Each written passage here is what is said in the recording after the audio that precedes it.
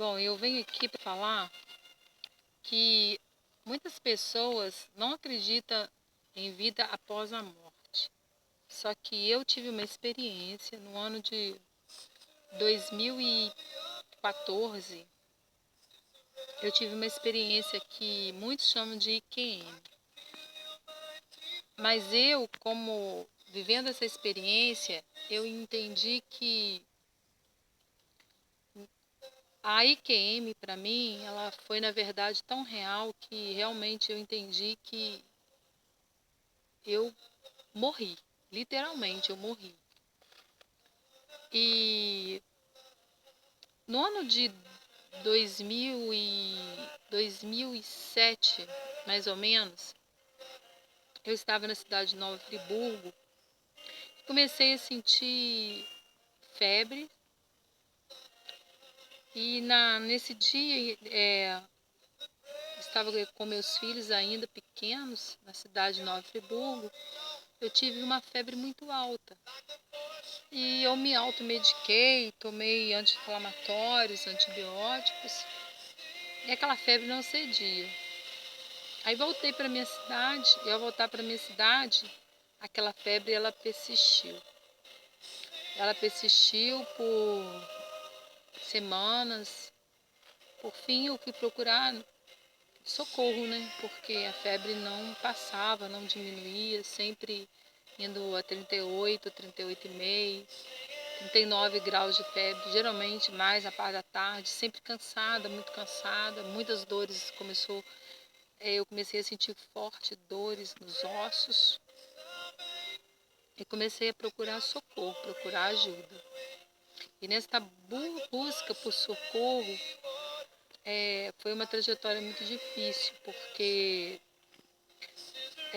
quando você não sabe o que você tem, não tem um diagnóstico, os médicos tentam te tratar e não tem como e você acaba sofrendo. E eu comecei a passar por várias internações de longos prazos, 15, 20 dias no hospital, porque eu não sabia realmente, nem eu nem os médicos desconfiavam o que eu tinha. Bom, no princípio, eles perceberam que eu tinha uma deficiência no sistema imune, porque os meus exames davam que eu tinha uma imunidade muito baixa. E a primeira atitude deles foi fazer biópsias de medula. E eu fiz 3 biópsias de medula. A minha medula, a primeira biópsia que eu fiz, ela tinha um infiltrado linfocitário. A segunda, a minha medula ela dava como uma medula hipocelular, que isso para eles não era nada, era simplesmente um problema, mas que não dava nenhum tipo de diagnóstico para eles, não tinham um diagnóstico certo. E foi uma trajetória muito difícil, porque eu pegava pneumonias, eu vivia com sinusites, eu vivia sempre com dores de cabeça, queda de cabelo, emagreci muito, comecei a emagrecer, e as dores nos ossos, elas eram terríveis, terríveis. E passando esse prazo, esses momentos que eu vivi, comecei aquela trajetória de exames, né? Exames de todas as formas. Uma das coisas que me atormentava muito eram as infecções de rins constantes, isso aqui são apenas alguns exames, porque na verdade é uma caixa de exames que eu tenho. Comecei a ter uma alta resistência a antibióticos, porque por pegar tantas bactérias, tantas infecções, eu tinha muita resistência a antibióticos. Geralmente era muito difícil porque a resistência a antibiótico era muito grande. Então fazer o tratamento era sempre complicadíssimo para os médicos. Às vezes vocês podem estar pensando assim, mas por que está mostrando exame? É porque as pessoas têm tanta dúvida hoje em dia de acreditar nas coisas sobrenaturais e, e nas coisas que para a pessoa humana normal é difícil de acreditar, de crer, porque ela nunca viveu aquilo. Mas quem vive na pele sabe exatamente do que eu estou falando. Então a gente acaba tendo que, às vezes, eu só acredito se eu vendo para crer, né? Tipo assim, mais ou menos desse jeito. E a minha trajetória não foi nada fácil. E aí essa medula hiposselular começou a complicar a cabeça dos meus médicos, dermatologista, infectologista, porque as infecções elas permaneciam e eram constantes. Quando não era no rim, os rins, era no pulmão, era em outro órgão do corpo, o fígado ficou alterado, baço, alteração de baço, todas essas coisas. Tive um carcinoma também na bexiga, carcinoma in situ, na bexiga. E esse carcinoma ele foi descoberto de uma forma, Deus mesmo na situação, porque esse carcinoma ele foi descoberto, vamos dizer, não por acaso, mas foi porque Deus quis que fosse descoberto. Deus quis que realmente ele fosse descoberto. Ao fazer uma biópsia para fazer uma biópsia no ureter, que meu ureter havia obstruído, quando foi passar com um aparelho para fazer o ureter, o médico passou pela minha bexiga e viu que a minha bexiga estava muito vermelha e irritada, e ele biopsiou. E ao biopsiar, o laudo foi que eu já estava com carcinoma formado na bexiga. E eu fiz o tratamento, como vocês podem ver aqui, com onco-BCG, né, o médico fazendo encaminhamento para outro médico, com onco-BCG, mais ou menos por 6 meses. Eu fiz o tratamento e continuei fazendo de 3 em 3 meses acompanhamento para ver se o tumor havia realmente regredido ou se ele estava progredindo. Para a glória de Deus, né, e para a glória de Deus realmente, até hoje eu faço, há uns 3 meses atrás eu fiz uma biópsia e sempre dá uma bexiga com um estado inflamatório, mas nunca mais nenhum tipo de célula maligna. Isso foi muito importante para mim, porque eu sofri muito. Foi uma coisa atrás da outra, sofrimento sempre grande, porque uma pessoa que tem uma doença crônica e não sabe o que tem, é uma luta tremenda. A família toda entra em dificuldade, meus filhos sofreram muito, minha mãe, minha família começaram a ficar sempre angustiados porque não sabiam o que eu tinha, e os médicos também. Até que em 2007, eles me mandaram para o Hospital das Clínicas. Eu estava internada, fui paciente do Hospital das Clínicas. Eu estava internada em Juiz de Fora, no Albert Sabin, no hospital, e eu estava com anemia muito forte, já havia quase 15 dias mais ou menos que eu estava internada, tomando ferro, tomando outros medicamentos para ver se as minhas hemácias, se elas levantavam, né, a hemoglobina, se ela tinha alguma reação de levantar, e nada acontecia, era como se eu estivesse tomando água no sangue, porque nada acontecia. O meu hematologista, ele me mandou,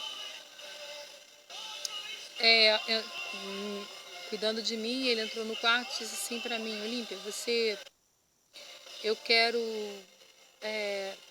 levar os seus exames para São Paulo, eu posso?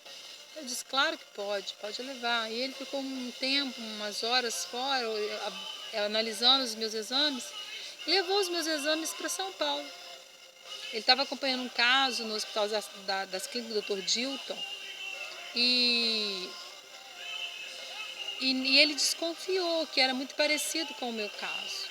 E levando esses exames, eu mal no hospital, bem mal mesmo, ele levou esses exames e chegando no Hospital das Clínicas, eu fiz Aliás, ele chegando no Hospital das Clínicas, conversou com o Dr. Dilton e ali ele conseguiu com que eu fosse para lá.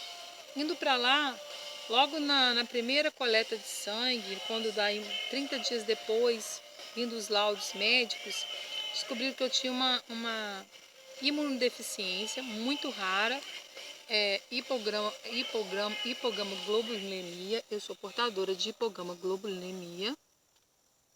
Eu sou uma paciente que tem esse problema. É uma imunodeficiência, é uma doença autoimune, sistema imune. Minha medula não produz anticorpos. Todos os meses eu interno para fazer a reposição de imunoglobulina humana. Todo mês eu tenho que internar, fazer a reposição de imunoglobulina humana. Bem, tá. Chegaram ao diagnóstico. Bom, o diagnóstico é o seguinte: tem tratamento, mas não tem cura. Você vai ter que conviver com isso até quando o seu corpo suportar, né? E comecei o tratamento com a imunoglobulina humana. No princípio eu fiquei bem, me senti bem. Mas com o tempo começa a vir as complicações, porque eu tenho reações. Quando eu tomo a imunoglobulina, eu tenho muita reação. E nessas reações eu comecei a tomar outros medicamentos para a prometazina, a cortisona, altas dosagens de cortisona, para evitar uma reação alérgica com relação à imunoglobulina. Isso complicou mais ainda, porque um remédio, você começa a tomar um medicamento ou tomar outro, você acaba complicando as coisas, porque uma medicação, né, uma coisa leva a outra e as contraindicações sempre trazem problema para a nossa saúde. E eu sofri nesses anos todos, foram anos de traumatizantes, momentos muito difíceis, porque com o passar do tempo, as minhas veias periféricas, elas deixaram não de funcionar, vamos dizer, elas enfraqueceram. Eu não podia mais fazer a medicação de forma periférica, porque as veias não suportavam. Chegou um certo dia que eu fiz a medicação numa das veias e eu sofri tanto, porque todas as vezes o meu corpo queimava como se eu estivesse sendo picada ou passado um ácido dentro da minha veia. A dor era dilacerante. E não conseguiam mais, me furavam a minha jugular, me furavam todo o meu corpo e não conseguiam encontrar uma veia para aplicar, fazer a medicação, e eu não posso viver sem a medicação. Tudo bem.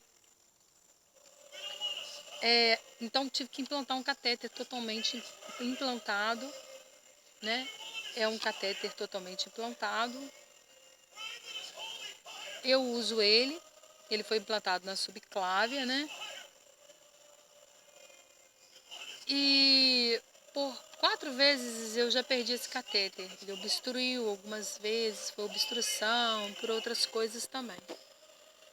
Só que a última vez que esse catéter obstruiu e que eu tinha que passar novamente por uma cirurgia, esse é o centro, é o ponto-chave onde eu quero chegar.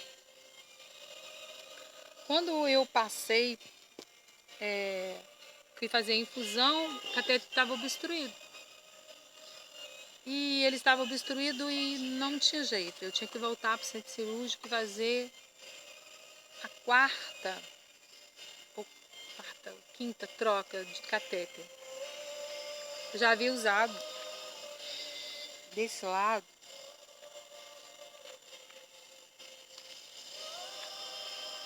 Eu já havia trocado desse lado. Já havia feito várias as cicatrizes. São todas porque eu já usei várias vezes intracate também, nas internações, por causa das veias.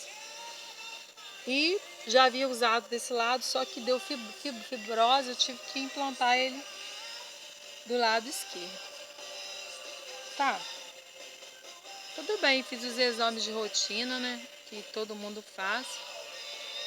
E quando eu fiz esses exames de rotina, eu senti uma dor funda, mais ou menos, aqui assim. Quando eu disse para o meu médico que o cirurgião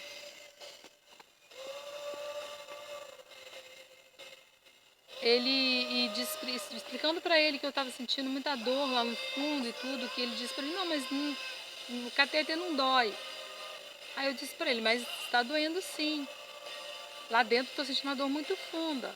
Aí nós fizemos os exames, né, de rotina, exames pré-operatórios, né, todo tipo de exame, me mandou para o centro de imagens, fiz o Doppler, tudo direitinho, das veias. E estava tudo ok, tudo bem, tudo bem. Bem, vamos fazer a cirurgia. Quando foi para internação, né? Como eu estava fazendo já o uso, né, de internação, fui mandado para o centro cirúrgico, né, para fazer a implantação do catéter, né. Quando eu fui levada para essa cirurgia, mas os dias anteriores eu estava me sentindo meio que estranha, porque eu já estava tão acostumada com o centro cirúrgico, que era tantas cirurgias, era tantas coisas que eu já havia passado, que eu não me preocupava muito. Mas nessa cirurgia, como eu comecei a sentir um temor, como se fosse um temor no meu coração, um aperto. E neste aperto, eu senti que algo ia acontecer. É estranho, mas eu sentia realmente que algo fosse acontecer. Eu me lembro que o meu esposo, ele foi comigo para o hospital, ele e a minha filha, e uma amiga da minha filha. Quando ele chegou lá e ele viu que o médico, que o rapaz que foi me buscar, o enfermeiro que foi me buscar para me levar para o centro cirúrgico, falou assim, olha, toma conta dessa moça aí porque ela é um milagre, tá? Aí eu saí assim, isso é um milagre, é um milagre ambulante. Aí entrei para o centro cirúrgico, tudo bem. Tudo estava normal, como das outras vezes. Só que quando eu cheguei no centro cirúrgico, eu fiquei feliz que eu cheguei lá dentro, aquilo me tranquilizou um pouco, porque eu encontrei com o meu infectologista, que também é anestesista. E aquele dia ele estava de plantão no centro cirúrgico, né, como anestesista. E eu me tranquilizei um pouco, falei assim, boa, estou em boas mãos. Eu sou tranquila, sou muito segura, muito tranquila, não fico nervosa na hora, não fico nem apreensiva. A única dificuldade mesmo é preocupada sempre com acessos periféricos, porque sempre são dolorosos para tentar conseguir, vamos dizer, um pouquinho de veia, um pedacinho de veia, mesmo para fazer a anestesia, sempre é complicado. Só que nesse dia, tudo estava meio parecido, tudo já estava estranho para mim. Eu deitei na maca, tá, pegou a veia, fizeram a anestesia. Só que em nenhum momento eu fiquei anestesiada. E o que eu comecei a ficar em pânico, porque eu sabia a posição que eu ficava para fazer, né? É como se for uma cirurgia cardíaca, porque abre literalmente o peito para se implantar na veia, na subclávia, e que acaba pegando a veia de dentro, né? Direto que vai pro coração, e a veia profunda. E eu ali, eu falei, meu Deus, eles vão me abrir sem anestesia. E eu fiquei assim, angustiada e desesperada. Esse foi meu único momento de desespero. Eu falei, será que eles não percebem que eu não estou anestesiada? Não é possível. Mas ao mesmo tempo eu não conseguia me comunicar com eles, porque na verdade eu já estava anestesiada. Mas parecia que todo o tempo eu estava consciente. Eu estava realmente consciente daquilo tudo. E uma coisa estranha começou a acontecer. Eu senti que, de repente, parecia que eles estavam me movimentando de um lugar para o outro. Como eu conhecia aquele centro cirúrgico por várias vezes, praticamente todas as minhas internações eram nesse hospital, porque os meus médicos são de lá, então eles trabalham lá, então minhas internações, eu conhecia o centro cirúrgico, conhecia o hospital, assim, muito bem. E eu estava ali e eu falei, meu Deus, eles estão me levando de um lado para o outro. O que é isso? Que lugar é esse? Que máquina é essa? Que sala é essa? Minha mente pensava assim. Só que, na verdade, eles não estavam me movimentando. É que meu corpo, o meu espírito, ele já havia saído do meu corpo. eu percebi de repente que... Achei estranho que eu percebi que eu não estava ali. Eu já estava em outro lugar e tudo estava estranho e eu achava tudo muito esquisito na minha mente. E o tempo todo preocupada que eles não tinham me anestesiado. Essa era a minha preocupação, eu sentir dor, porque outras vezes já acordei no meio de cirurgia, já havia sentido dores horríveis em cirurgia antes, então eu sempre tenho esse medo de acordar no meio da cirurgia, acabar uma anestesia, esse tipo de coisa. Só que, na verdade, aquela veia que eu havia dito para o médico que estava doendo, ela estava fina. E quando ele passou o fio guia, né, para poder implantar o catéter, a veia, ela estourou e eu tive uma hemorragia interna. E eu lembro, o que eu me lembro assim deles ainda é que eu estava como se eu estivesse vendo eles, eu achava estranho, e eles estavam ali lutando, e eu lembro quando eles disseram assim, e estourou. E de repente eles começaram a ficar assustados, porque começou a haver sangramento. E nesse sangramento a coisa ficou feia. A coisa realmente ficou feia. E eu acabei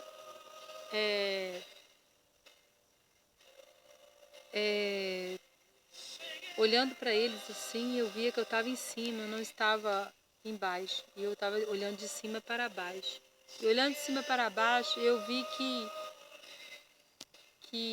algo estranho realmente estava acontecendo comigo ali naquele lugar. E eu vi quando meu corpo foi sugado de repente por um túnel. Quando eu vi, bom, nós perdemos ela. E neste momento eu tive várias complicações. Parte respiratória, realmente eu fui embora. Tive parada respiratória, tive parada cardíaca, várias coisas. E nessa parada respiratória e parada cardíaca, tudo junto, eu senti que eu era sugada por um túnel. E havia muitas luzes dentro desse túnel. O que me chamava a atenção era aquelas cores de luz. E por fim eu perdi toda a noção do que estava acontecendo embaixo. Eu não me lembrava mais de centro cirúrgico, eu não me lembrava de nada. De literalmente nada, pessoas, nada, nada, nada, nada. E eu, dentro desse túnel de muitas luzes, aquilo começou a me encantar, aquelas luzes. E eu parei de sentir qualquer coisa, aquele mal que eu havia sentido, aquele mal-estar horrível que eu havia sentido. Quando aconteceu tudo isso, eu senti um mal muito ruim. Mas por fim eu não sentia mais dor, eu não sentia mais nada, eu não sentia literalmente nada, nada, nada, nada. E eu fui naquele túnel, era tudo muito rápido, e de repente eu percebi que eu estava colocando os pés e eu pisava no chão. E quando eu pisei no chão, eu senti que eu estava num lugar plano. Tudo era plano. Eu olhei assim e falei assim, onde eu estou? E de repente eu percebi que alguém segurava a minha mão. Segurava a minha mão. Quando eu olhei, era um ser de branco, mais ou menos de 1,75 m de altura, mais ou menos isso. E ele disse para mim assim, aí eu perguntei, quem é você? Ele disse, eu sou Yeshua e eu estou segurando sua mão. Quando ele falou Yeshua, eu me lembrei de Jesus. Eu me lembrei de Jesus, porque o nome de Jesus em hebraico é Yeshua. E eu me lembrei de Jesus. E aquilo eu lembrei, eu fiquei tão feliz, eu falei, eu estou na frente de Jesus, eu estou vendo Jesus. Mas dele saía ondas de amor que batiam em mim e me atraía para ele de uma forma sobrenatural. E cada vez mais eu queria me aproximar daquele ser, eu queria estar perto dele, eu passaria toda a minha eternidade sentindo apenas aquilo. Eu não precisaria ver ruas de ouro ou rios de cristal, qualquer outra coisa que eu sei que existe no céu, mas que naquele momento eu não via nada daquilo. Mas eu tinha certeza e convicção de que eu passaria a eternidade só sentindo aquela sensação de amor que aquele ser passava para mim. Eu tinha certeza que era Jesus. E engraçado que parecia que ele estava perto de mim, mas ao mesmo tempo eles estavam a uns 4, 5 metros de distância de mim, mas aquela onda de amor saía dele, vinha, batia em mim e me puxava para mais perto dele. Conforme que ele, cada vez mais eu queria me aproximar mais. Mas, de repente, aquela conexão ela foi cortada e eu vi um outro ser se aproximando dele. E quando esse outro ser se aproximou, eu disse assim, eu não ouvi nada, não vi, só via eles e não ouvia nada e achei aquilo estranho. E de repente ele se voltou para mim e disse, você tem que voltar. E eu disse, voltar para onde? Aí ele disse para mim que eu tinha que voltar porque os campos estavam brancos. E falou o nome do meu esposo. Aí eu lembrei, na época eu já era pastora, eu me lembrei de algumas ovelhas a qual eu cuidava. E aquela lembrança daquelas ovelhas eu digo pessoas, né? Daquelas pessoas de quem eu cuidava. E eu sentia aquele aperto ao mesmo tempo de querer estar lá em cima e aquelas pessoas lá embaixo. E lembrei do meu esposo. E senti que ele precisava de mim. Mas eu não queria ir embora, eu não queria sair de lá. Eu senti que lá era a minha casa, lá era o meu lugar de origem, vamos dizer assim. É como se eu nunca tivesse vivido na terra. Lá era a minha casa, era o meu lugar. Mas quando ele disse isso, o que aconteceu foi incrível. Quando ele me deu essa explicação, imediatamente eu fui descendo de volta. Eu me vi de volta no centro cirúrgico. Quando eu olhei para baixo, eu estava ainda com um tubo. E eu olhei as enfermeiras, uma das enfermeiras apareceu, já estava saindo. Tudo estava muito confuso para mim, porque misturava o mundo espiritual com o material. Então tudo era muito confuso na minha mente na hora. Eu não sabia direito o que estava acontecendo. Eu sei que eu estava de volta no centro cirúrgico. E nesse período que aconteceu tudo isso, chamaram meu esposo, a minha filha, explicaram para ela que havia acontecido um imprevisto na cirurgia, o que os médicos costumam fazer, Aconteceu um imprevisto, aconteceu uma coisa que nós não esperávamos, aquela coisa toda, preparando eles para dar para eles uma má notícia enquanto eles estavam tentando me ressuscitar. E eu voltei. Passei vários dias sentindo aquela sensação diferente de ter estado em outro lugar, não conseguia falar direito sobre o assunto, que aquilo ficou impregnado dentro de mim de forma marcante, a qual eu não esqueço até hoje. Para mim foi tão real como eu estou aqui agora gravando esse vídeo. Foi literalmente real.